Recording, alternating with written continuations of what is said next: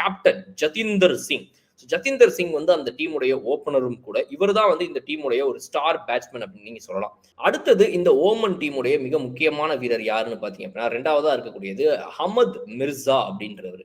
இந்த ஹமத் மிர்சாவோட சேர்ந்துக்கிட்டு இன்னும் சில வீரர்கள் இருக்கிறாங்க. விநாயக், அமீர் கலீம், அப்புறம் முகமது நதீம் அப்படின்னு சொல்லி இவங்கெல்லாம் வந்து இந்த மிடில் ஆர்டர்ல இருக்கக்கூடிய பவர் ஹிட்டர்ஸ். அடுத்ததா பார்த்தோம் அப்படின்னா ஆரியன் பிஷ்ட் அப்படின்னு சொல்லி இவங்களுடைய ஸ்பின்னர் ஒருத்தர் இருக்கிறாரு. யங்கான ஒரு ஆல்ரவுண்டரும் கூட இவரு.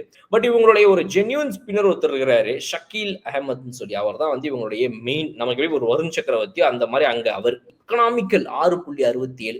ஒரு முஜிபுர் ரஹ்மான் எப்படி ஆப்கானிஸ்தானுக்கு அந்த மாதிரி இவர் இங்க ஒரு லெஃப்ட் ஆர்ம் ஸ்பின்னர் அப்படின்னு சொல்லலாம். அந்த அளவுக்கு எக்கனாமிக்கலான ஒரு பவுலர். அடுத்து இவருடைய ஃபாஸ்ட் பவுலர் ஒருத்தர் இருக்கிறாரு, முகமது இம்ரான் அப்படின்னு சொல்லி. இந்த முகமது இம்ரானுங்கிறது வந்து நியூ ஏரா ஷோயப் அக்தர் மாதிரி. பவுலிங் ஆக்ஷன் பார்த்தீங்கன்னா அவரை மாதிரியே ஓடி வருது, அவரை மாதிரியே முடி வச்சிருக்கிறது, பவுலிங் ஆக்ஷன், பால் ரிலீஸ் பண்றது எல்லாமே அப்படியே ஷோயப் அக்தர் மாதிரி இருக்கும் அவருடைய பவுலிங். ரொம்ப இன்ட்ரெஸ்டிங்கான ஒரு candidate. Right arm swing bowling, ஃபாஸ்ட்ல ஸ்விங் பண்ணக்கூடியவர்.